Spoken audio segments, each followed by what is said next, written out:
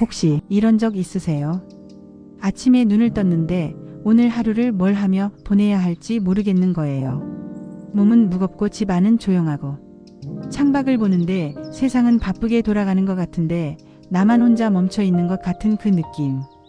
그게 외로움인지 무기력인지 아니면 그냥 늙는 건지 딱 잘라 말하기도 어렵죠. 그런데 말이에요.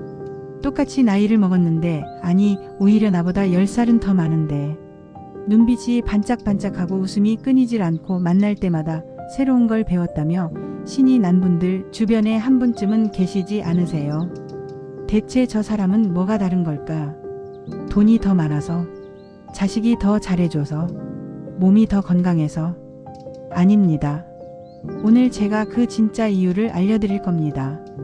수많은 연구 결과와 실제 사례들을 분석해보니 나이 들어도 인생이 즐거운 분들에게는 딱 5가지 공통점이 있었습니다. 돈도 필요 없고 특별한 재능도 필요 없어요. 지금 이 자리에서 오늘 당장 시작할 수 있는 것들입니다.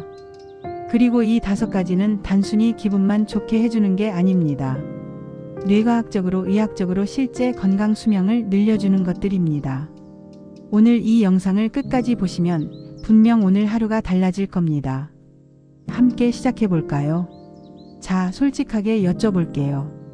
오늘 몇 번 웃으셨어요? 연구에 따르면 어린아이들은 하루에 무려 400번을 웃습니다.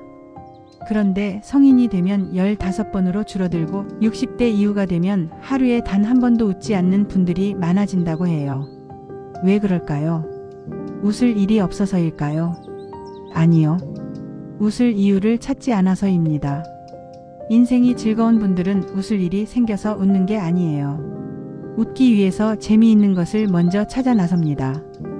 얼마 전 한 예능 프로그램에서 있었던 일이에요.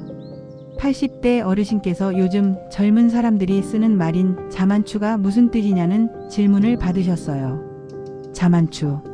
뭘까요? 그분이 아주 진지하게 대답하셨대요. 자기만족용 만두 아닌가요? 그 방송이 웃음바다가 됐다고 하더군요.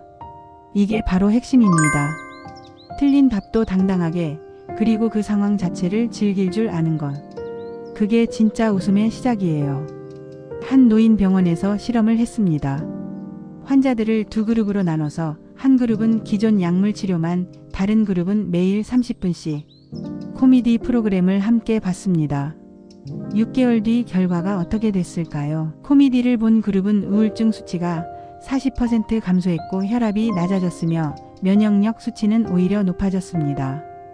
약도 아니고 운동도 아니고 그냥 웃었을 뿐인데 말이죠. 이유가 있습니다. 우리가 웃을 때 뇌에서는 엔도르핀이 나옵니다. 천연 진통제예요. 동시에 스트레스 호르몬인 코르티솔은 뚝 떨어집니다. 한번 크게 웃는 게 15분 조깅과 맞먹는 효과라는 연구도 있어요. 그런데 여기서 더 놀라운 사실이 있습니다. 우리 뇌는 진짜 웃음과 억지 웃음을 구별하지 못합니다. 거울 앞에서 억지로라도 입꼬리를 올리면 뇌는 지금 행복한가 보다라고 착각을 합니다. 그리고 실제로 기분이 좋아지기 시작해요. 이게 심리학에서 말하는 행동이 감정을 만든다는 원리입니다. 오늘부터 아침에 일어나시면 거울 앞에서 딱 10초만 억지로라도 활짝 웃어보세요. 어색하셔도 됩니다. 그 어색함이 오히려 더 웃기거든요. 2번째 이야기입니다. 혹시 이런 말 속으로라도 해보신 적 있으세요? 내가 어떻게 해줬는데, 저 사람만 아니면 내 인생이 달랐을 텐데, 나는 이렇게 살려고 이 나이까지 살아온 게 아닌데.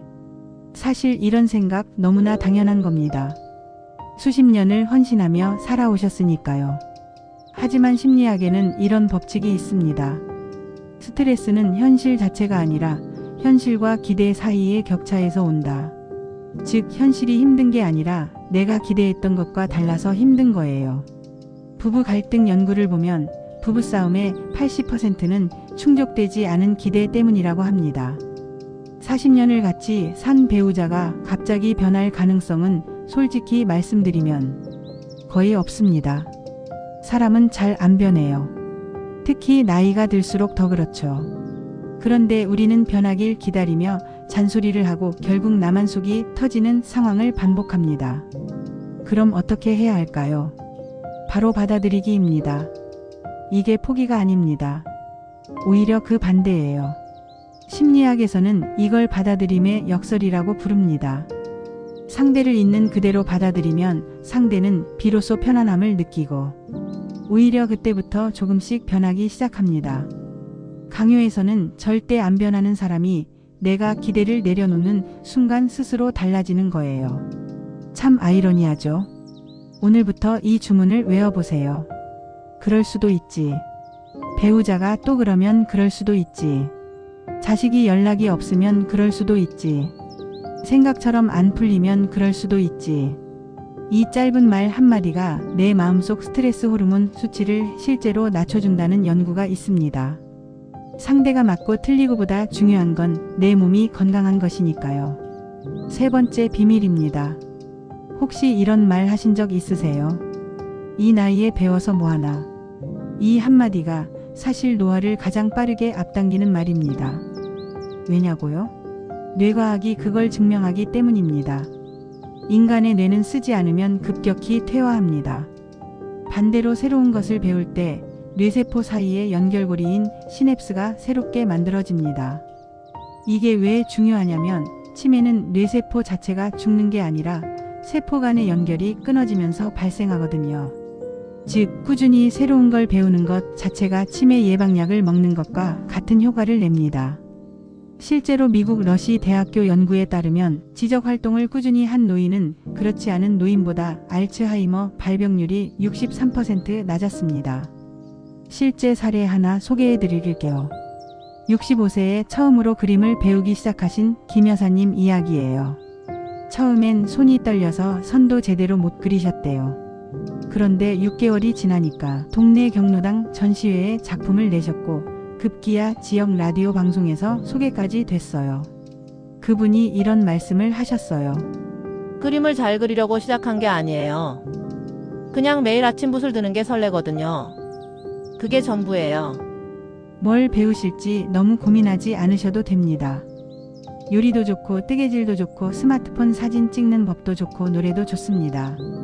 중요한 건 완벽하게 배우는 게 아니라 즐기면서 배우는 것입니다. 뇌는 죽는 순간까지 변할 수 있습니다. 의학에서는 이걸 신경가소성이라고 부릅니다. 이 말은 곧 지금 이 순간에도 여러분의 뇌는 새로워질 준비가 되어 있다는 뜻입니다. 네 번째 이야기를 시작하기 전에 잠깐 여쭤볼게요. 지금 이 순간 솔직하게 스스로가 소중한 존재라고 느끼세요? 70대 시니어 300명을 대상으로 설문조사를 했더니 무려 70%가 이렇게 대답했습니다. 이제 늙어서 쓸모 없어진 것 같다. 이 말을 들었을 때 저는 정말 마음이 아팠습니다. 여러분이 살아온 70년을 경제적 가치로만 환산해도 30억 원이 넘는다는 연구가 있어요. 자녀를 키우고 가정을 지키고 직장에서 일하고 공동체를 위해 살아오신 그 모든 시간의 가치예요. 근데 왜 우리는 스스로를 쓸모없다고 느낄까요? 심리학에서는 이를 자기 효능감의 붕괴라고 설명합니다. 사회적 역할이 줄어들면서 나는 할 수 있다는 믿음 자체가 흔들리는 거예요. 스스로를 칭찬할 때 뇌에서는 도파민이 분비됩니다. 도파민은 의욕과 활력을 만드는 호르몬이에요. 반대로 내 팔자가 원래 그렇지 나는 안 돼 같은 말은 뇌에 실제로 부정적 신호를 보냅니다. 자기 자신에게 거는 일종의 저주예요. 반면 나는 소중한 사람이다, 나는 건강하다 라고 말하면 뇌는 그 말을 사실로 인식하고 그에 맞게 행동하게 만듭니다. 이게 단순한 자기 암시가 아니라 뇌신경학적으로 증명된 사실입니다. 오늘 아침부터 거울 앞에서 이 말을 해보세요. 나는 소중하다. 나는 건강하다. 나는 충분히 잘 살아왔다. 처음엔 어색하실 거예요. 눈물이 나실 수도 있어요. 근데 그게 오히려 좋은 신호입니다. 그동안 자신에게 충분히 말해주지 못했던 말이기 때문이에요. 마지막 5번째 비밀입니다. 결혼 50년 이상 된 부부들에게 비결을 물었을 때 가장 많이 나온 대답이 있어요. 많이 대화해서? 아니요. 서로 맞춰줘서? 그것도 아니에요. 가장 많은 분들이 이렇게 말씀하셨습니다. 서로의 공간을 인정해줬어요. 사실 오랜 부부 사이에서 가장 흔한 갈등이 뭔지 아세요? 남편이 은퇴하고 집에 있게 되면서 생기는 문제예요. 갑자기 하루 종일 같이 있게 되니까 오히려 더 불편해지는 거죠. 일본에서는 이걸 남편 재택 스트레스 증후군이라고 부를 정도입니다. 해결책은 생각보다 단순합니다. 아내가 남편을 행복하게 하는 가장 확실한 방법, 그냥 놔두는 것. 남편이 아내를 행복하게 하는 가장 확실한 방법, 해결책 말고 공감해 주는 것. 머리가 아파라고 했을 때 약 먹으라고 하는 순간 상대는 무시당했다는 느낌을 받습니다. 하지만 머리가 아프구나, 많이 힘들겠다라고 그냥 되받아주는 것만으로도 상대방의 뇌에서는 옥시토신, 즉 유대감 호르몬이 분비됩니다. 문제를 해결하지 않았는데도 상대가 위로를 받는 거예요. 이게 공감 우선의 법칙입니다. 잔소리 한번 줄이고 공감 한마디 더 건네는 것. 그게 관계도 살리고 내 건강도 살립니다. 오늘 5가지를 함께 살펴봤습니다. 웃음, 받아들임, 배움, 자기가치, 그리고 적당한 거리. 이 5가지는 단순히 기분 좋으라고 드리는 말이 아닙니다. 뇌과학과 심리학이 증명한 건강하게 오래 사는 사람들의 실제 공통점입니다. 가장 아름다운 노년은 주름이 없는 게 아닙니다. 얼굴의 주름은 늘어도 마음의 주름은 펴고 사는 것. 나이를 먹어도 눈빛을 잃지 않는 것. 그게 진짜 건강한 노년입니다. 자, 그럼 오늘부터 딱 이렇게 해보시겠어요? 거창하게 생각하지 않으셔도 됩니다. 아주 작은 것부터 시작하면 됩니다. 아침에 눈을 뜨면 거울 앞에서 10초만 억지로라도 웃어보세요. 나는 소중하다, 나는 건강하다, 이 말도 함께요. 하루에 한 번은 그럴 수도 있지라는 주문을 외워보세요. 배우자한테, 자식한테, 아니면 그냥 나 자신한테. 일주일에 한 가지만 새로운 걸 배워보세요. 유튜브 영상 하나도 좋고 동네 문화센터 수업 하나도 충분합니다. 그리고 오늘 하루 옆에 있는 사람한테 해결책 말고 공감 한마디만 먼저 건네보세요. 그랬구나, 많이 힘들었겠다. 딱 이것만요. 이 4가지를 꾸준히 실천하시면 한 달 뒤에 분명히 느끼실 겁니다. 몸이 조금 더 가벼워지고 아침이 조금 덜 무겁고 옆 사람이 조금 덜 밉고 하루가 조금 더 재미있어지는 걸요. 그게 기적이 아닙니다.